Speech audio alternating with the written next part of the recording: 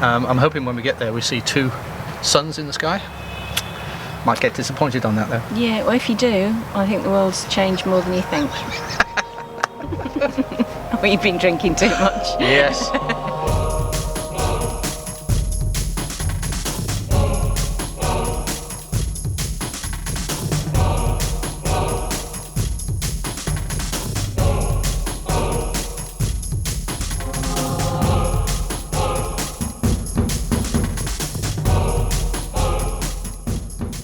Welcome to our 3rd annual Q&A, and we've got quite a few questions lined up from patrons and subscribers and viewers. And what we're going to do is, as we got hire car, we're going to do a couple of Q's and A's at the various locations we find ourselves.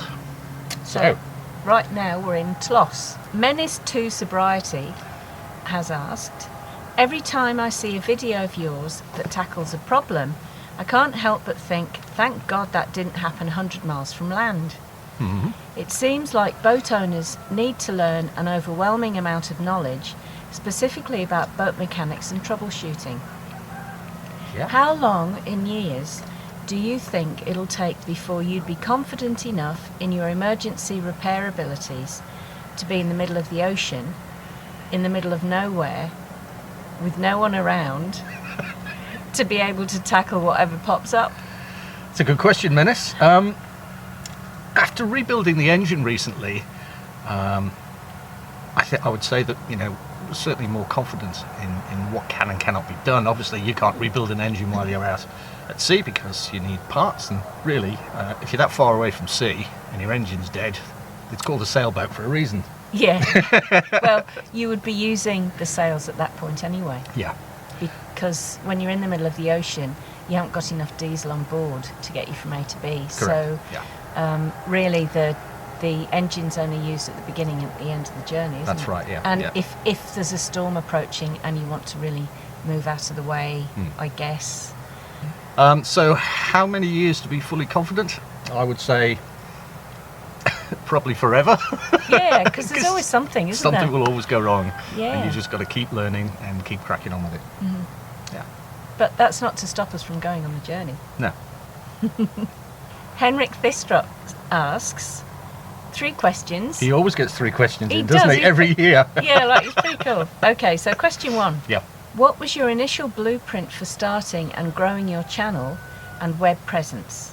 Moreover, what mistakes did you make that you would definitely do differently now? I think fortunately for us, before we even made the channel ABC, we already had YouTube presence. So mine was for scuba diving and Ansh's was for crafting and stuff like that. So we'd basically learned how to do it for a couple of years, many years before we actually did ABC. So we didn't really make any mistakes. We probably made mistakes at the beginning, but it was that long ago now, I can't remember. So Henrik's second question? Henrik asks, do you ever have down days where you question if you've done the right thing? Or is it always as it appears on YouTube? Perfect. No, it's not perfect. Not by a long stretch. The thought has crossed my mind, shouldn't we just pack all this in and just abandon the project? But then, wake up the next day and go, no, let's give it another try. So, yeah, no, it's not perfect. And any sailing channel that just portrays it as perfect is not telling you the whole truth. No. Because you've got unexpected boat repairs, usually in places where you can't get the parts straight away, Yep. Excess costs that you hadn't factored in, which for some people who've maybe got regular passive sources of income like rental property income, that might be less dire, but for us sometimes when we've looked at our money going glunk glunk glunk, that's been I would say, is there a cut-off point? But hey, we've got enough to keep going, so let's keep going. Let's keep going and let's keep trusting. See how far we can get. Yeah, because I think for me, the fact that we actually sold our house and we didn't leave any option to go don't like it, it's uncomfortable, yeah, let's go back, was actually a good thing, because I'm probably more the person that would go, what are we doing? Why are we doing this? No, it's getting uncomfortable, I want to bail out. But because we've committed ourselves 100%, we're in it for the long haul. We are in it for the long haul. Yeah. Third one. What moments have you had so far that will stick out to you as a moment that helped define your whole journey? So many. So many learning curves, really. Yeah, I don't think anyone... for me, and I don't know if this is defining but it was leaving the land of Oz, saying goodbye to our son who's still in Australia, and getting on a plane that was taking us to a different continent on the other side of the world. And nothing was going to be the same. That for me is probably the most defining moment. That was even before we bought the boat and learned to sail. Yeah, I think the instance that we've had in particular, the mooring coming loose in Spain, and we ended up on the big ballast blocks outside of the harbour wall At Javier. That was just one moment of many things where you just got to get on with it and deal with it, because you can't pick up the phone and ask for help. No. You just got to face it and go, okay, how are we going to fix this? What are we going to do? How are we getting out of this mess? So there've been a few things like that, and we've documented them all as best as we can. And then on the plus side, because I know we've been talking about all the difficult stuff, but on the plus side, every time we enter a new country, or every time we, discover a new island or travel to ancient ruins or something, like where we're at now, they're all defining moments, because these are all places that we never would have come to, people that we've met that we never would have met. So many things like that along the way, which, they're the reasons why we're doing what we're doing, aren't they? Yeah. So, next question.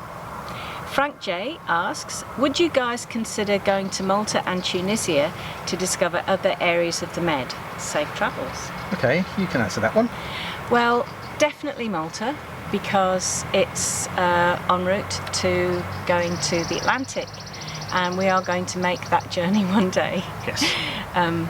Also, we've got a few people that we need to meet down there. Yeah, we do. So if you have written to us from Malta and said, come and visit me when you're here, we've made a pin on the Google map, and we're going to visit you. Yeah. Tunisia. Yeah, I'd like to. That was where Star Wars was filmed. Yeah. So we can go and see Luke Skywalker's house. His original home base. Yep. Yeah. I'm hoping when we get there we see 2 suns in the sky. Might get disappointed on that though. Yeah, well, if you do, I think the world's changed more than you think. Well, you've been drinking too much. Yes. David Nelson asks, I was wondering how the electric hot water equipment you put on your boat was doing. You can answer that yes, the 12-volt hot water system. It was working as described on the box, and then we had the full house battery bank meltdown in October 2019. Yeah, at that point we weren't sure why it was happening, so because we didn't know whether the 12 volts hot water heating system was a contributing factor, Christopher Longmore, who sells the units, asked us to take the unit out, send it back to Croatia for testing. It tested perfectly. There was no faults or errors with the machine, so it wasn't that. Since then, we found there were other things that we were doing wrong with our batteries, and we've rectified that now. When we pulled it out of the tank, we left the temperature sensor inside the element where it lives. And when we got the unit back from Christopher, we had great difficulty getting the temperature sensor out of the middle of the heating element. So right now we're back on shore power or engine heating only. Or cold water. Or cold water. Yeah. And we do intend to get back in touch with Christopher at some point and say, look, we need to buy another one of these units, just the element that goes in and the temperature sensor. So that's where we stand with that at the moment. But when it was working well. Yeah, it really was. And It was wasn't great. contributing to the battery meltdown situation. Googly. Oh, We see what you Google. did there. Yeah, Googly. Google. Googly. When you land your dinghy ashore, how do you stop it being stolen? Very few people film the parking process. It's a good question, It actually. is a very good question, and I guess the answer to that is it depends where you are in the world. We've heard stories from other yachties who say, oh, we were in such and such a Greek island and we left our dinghy parked and we came back and somebody had stolen the petrol tank or taken the oars or even taken the engine. Or even the boat. Or even the boat itself sometimes, yeah. We've been very fortunate. When the engine is on the back of the dinghy, on the transom, it is padlocked, and then the fuel tank is padlocked to the engine. So you can't remove either of those, and we can't even get the oars off, so nobody else would have any chance. And I think all we do is we simply tie off at the dock. We've found that everywhere we've been so far, we've had no issues at all. Just with a few half hitches, that's it. Yep. Yeah. I guess if you were really concerned, you could get a really long sort of bike lock thing. Yeah, you could use chain and a padlock. But you'd have to be really aware if there were tides and things like or that. big Yeah. waves. Yes, yeah. So we've been fortunate. We know people that haven't been so fortunate. The answer is it depends where you are in the world, and you've just got to basically read up on it as best you can, ask the locals. Yeah. Ken Chance asks, you could have chosen to cruise anywhere. What made you choose the areas that you did? Well, we started out in Spain.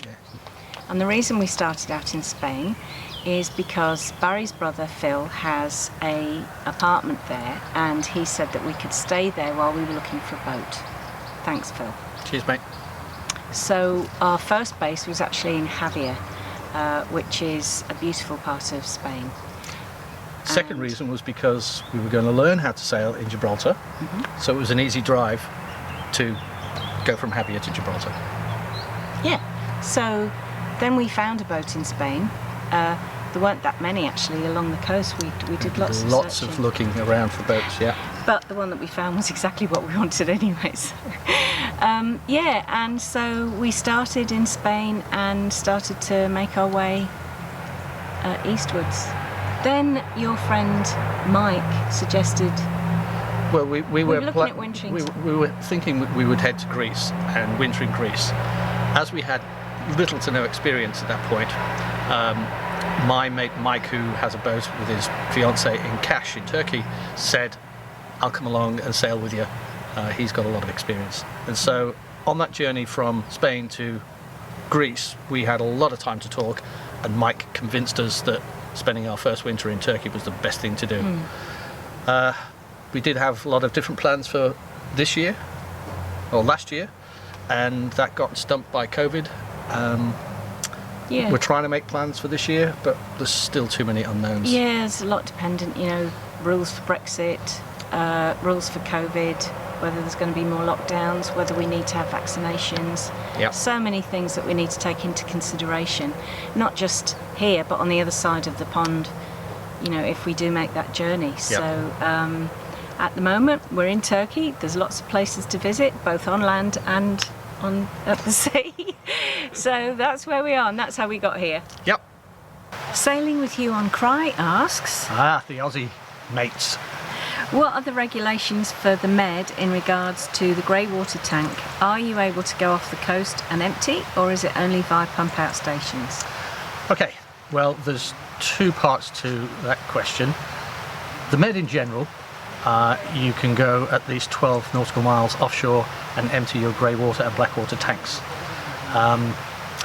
You can, of course, not do that in marinas or anchorages or harbours. You will find that some marinas have pump out stations where you can empty your tanks. I'm not sure if there's going to be a fee for that. because we really haven't been in many marinas in other parts of the Mediterranean. Now, as for Turkey, Turkey is a very unique place. They do not allow any dumping of any grey water or black water, no matter how far offshore you are. So you simply cannot do it. So you must have your tanks equipped on your boat if you come into Turkey. And how you empty those is you call into a pump out station, which is generally next to a fueling dock. You pump out your stuff. The guy says, okay, you pumped out 77 litres. You then go to the admin block of that marina and you talk to them, say, I've just pumped out 77 litres. They record that on your boat's registration online, and then they charge you 50 lira for that every time. So that's what you do in Turkey, and that's what we think you do in the rest of the Med. So get your tanks fitted. Samai Pata asks, Hey. I'm interested about your sleeping experiences on your boat A bit personal, isn't it? and how tolerant you need to be. You mentioned loud music being Oh. a factor on your last anchorage, I believe. Love to hear your tips and recommendations about sleeping on board, including on passages and heavier seas. Right. Loud music. Loud music, I don't find it too bad. If you're right next to a bar or something and it's really pumping it out, I usually end up closing hatches and stuff. But eventually I'll drift off to sleep, so not too bad. Things that make me stay awake or wake up are when I hear, say, the anchor chain and the windlass and noises around that area, because I'm sort of wondering if something's going to break or snap or, but generally, yeah, it's very pleasant, especially being rocked gently. Yeah. You will find yourself at some time in a bay where there's going to be loud music, and in the Mediterranean, particularly on the Greek islands, which are party islands, music's going to go on till 4 in the morning at least. So either choose a different bay or put earplugs in. It's as simple as that. And also busy places in Turkey like Marmaris. Yep, Marmaris is a busy, noisy place too. Yeah, and they have lots of tourist boats that, whiz through the anchorage. Yeah. Sleeping on passage. The only times we've done overnights is when we came from Spain to Turkey, and we were on the motor pretty much all the time then. And I found it quite comforting lying asleep or drifting off to sleep next to the engine, because that constant droning was just a nice rhythm. And also the minute something changed in that engine rhythm, poof, you were awake. So that was quite good. It's very nice on sailing on the night passage, Really? except for when the crew start changing the sail configuration and you've got the windlass going. Yeah. It's loud. We did it with 4 of us as well, so we had good sleeping arrangements. Yeah. So we usually 2 up and 2 Yeah. asleep, so that Yeah. worked out quite well. Rolly anchorages would probably be our worst on the list, Yeah, wouldn't the thing that you cannot sleep through is a rolly anchorage, and it's just impossible. You'll hear lots of sailors whinging on about rolly anchorages, but until you've actually been in one, Because the camera doesn't pick it up, does No, it, not at really? all. No. So yeah, rolly anchorages. Best bet is to try and find out which way the general direction of the swell's coming, yeah. and avoid if possible. Sleeping on passages in heavier seas, well, we haven't really done that, so we can't Not really... in heavy seas, no. No. Don't be in the forward cabin in heavy seas, because Oh yeah, that wouldn't be any fun at all. yeah, if you're in heavy seas, you've got to sleep in one of the aft cabins. Or in the middle, Yeah, the middle would do nicely. middle yeah. of the boat's best, really. yeah. Dim Huridis asks, Hi, Dim. how is the egg white on the propeller fairing compared to the spray-on Hempel anti-foul? That's a very good question. And know. we don't know is the answer, simply because it's now winter time, and the last time I dived on the boat was when we just got into Cash Marina, and I was really inspecting the anodes, and that was my priority then, and I didn't even think to look at the anti-foul on the prop. So Well- as it's winter and I don't like cold water, we won't be checking on that until the spring kicks in and the water starts warming up. So Unless we put the GoPro down on a long stick, then we can have a look. we could do and that. If we do that, we'll definitely share the footage with Yep. you. But the answer to your question is, Not right now. the answer's coming soon. Next question then. Question from 416 SRW. Sounds kind of mysterious. I'm just wondering, what do you guys do for health insurance and for boat insurance? Well, It's over to you, Baz. okay, boat insurance is easy. We insure through the UK company called Topsail. We are a UK flagged vessel, and so it was quite easy to get insurance with them. We went to have a look at a few other insurance companies, and we were brand new at the time, obviously. And they were all going, "Oh, well, what sailing experience have you got? Which marina are you going to be living in?" And we were saying, "No sailing experience. We're going to live on the anchor." And they went, "Topsail." So, "Yep, okay, no worries." So, Topsail, thank you very much. So we're still with them. Yes, we are. Health insurance. Well, while we were in the EU, we were kind of covered, and a lot of countries have very affordable. Just walk in and pay a doctor to do something, which works out, if you're not accident prone and you're fairly healthy, works out a lot cheaper in the long run to just do that than buy a health insurance policy that you may or may not use. Even if you are accident prone. Like, for instance, when I damaged various bits, both times in Greece, the first time when I was at the hospital, they didn't ask me for any money at all. Yep. And the second time I went to a doctor in Evian and also had an X-ray, and the prices there were very reasonable. It's like 70 lira or something. Yeah. Lira is 70 euros. Yeah. Here in Turkey, it's a whole different matter. Because we have 12-month residency, you have to have a Turkish health insurance policy. There are two. There's SK Sigorta and there is Allianz. The first time we went with SK Sigorta, and the price was about the same, but the coverage wasn't as good as Allianz. So this time we've gone with Allianz, and I think it worked out to around about 1,000 Turkish lira per person. So you'll have to figure that out in your own currency. But yeah, that's how we do our health insurance and boat insurance. Kelly Eaton asks two questions. Hey, Kelly. And the first one is, regarding boat maintenance, how do you keep track of what you have done and what is next? A spreadsheet? No, not really. It's just a Word document, believe it or not, with a bloody big list. And when we spot something, we go, okay, let's put that on the list. Now, there's little things on the list and there's big things on the list. Obviously you've been watching our videos recently and you've seen the engine overhaul, which was a huge job, and that wasn't even on the maintenance list. So keeping track of what has been done, I do keep a log of maintenance. So for example, when we change the oil in the filter, that gets logged down, the engine hours, the date it was done, and so on and so forth. What type of oil, whether it was a genuine filter or a non-genuine filter, and so on and so on. So when big jobs get done that are worthy of putting on the maintenance log, they get logged religiously by me. Yeah. And obviously, urgent, important jobs get done first. Yes. Where possible. So there's a lot of things that have been on the list that are way down on the list still. Yeah. Kelly Eaton's second question is, may be hard to answer, but how often while sailing in the Med do you have to reef your mainsail? That's not hard to answer, really, is it? We don't get the mainsail out.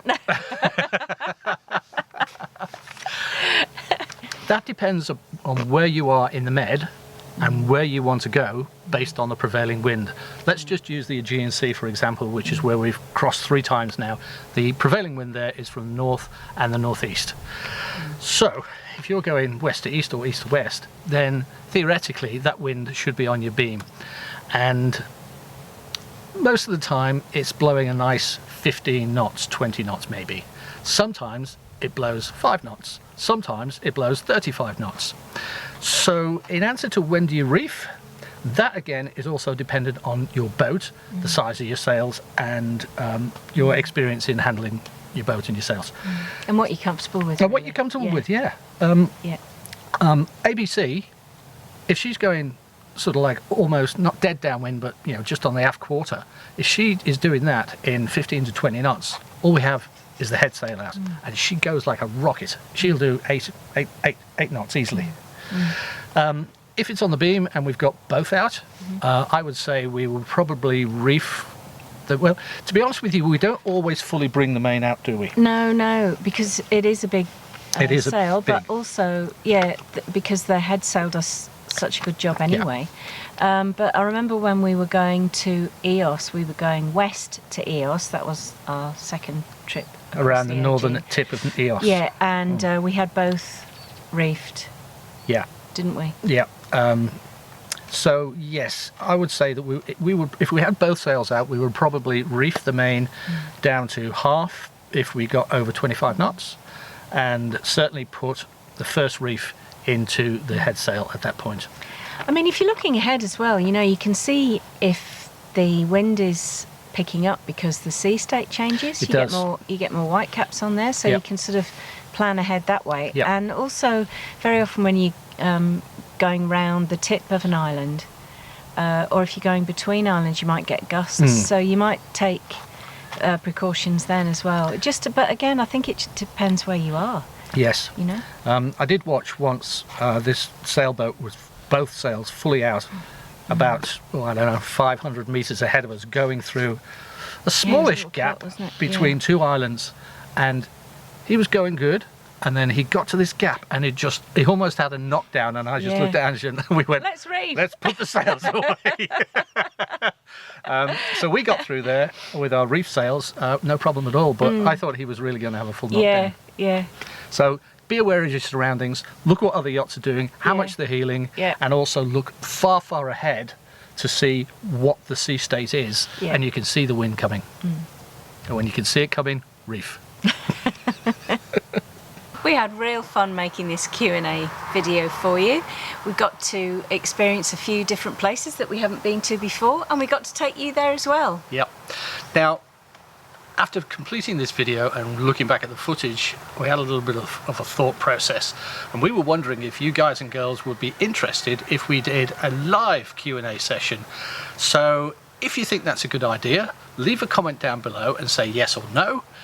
Also, if you do say yes, let us know what country you're in and what time zone you're in, and we'll sort of like kind of make something that fits the average viewer in their time space dimension. The best time for everyone. Yeah.